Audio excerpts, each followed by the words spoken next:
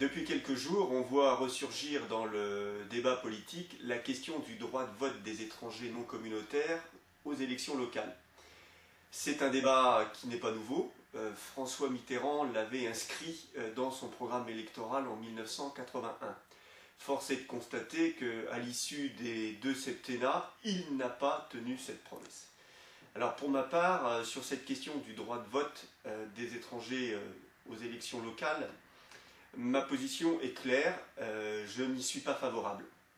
Dans notre conception républicaine, le droit de vote est intimement lié entre nationalité et citoyenneté. Et si demain on devait remettre en cause cette conception, on pourrait s'acheminer vers un risque de communautarisme ou même vers la création d'une citoyenneté de résidence, et ça n'est pas acceptable. Il faut absolument préserver ce lien étroit entre nationalité et citoyenneté et droit de vote. Alors j'entends souvent l'argument qui consiste à dire oui, mais les étrangers qui résident en France et payent leurs impôts pourraient avoir le droit de vote justement aux élections locales.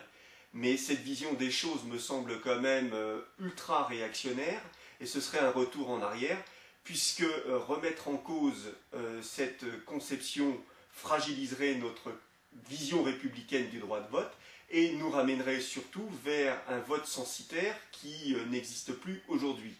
Donc je crois que si aujourd'hui on voit ressurgir ce débat dans le contexte politique, c'est simplement une manœuvre de diversion pour faire oublier les sujets importants du moment, que sont les sujets sur la croissance, le chômage, la formation des jeunes, et il ne faut pas tomber dans ce piège.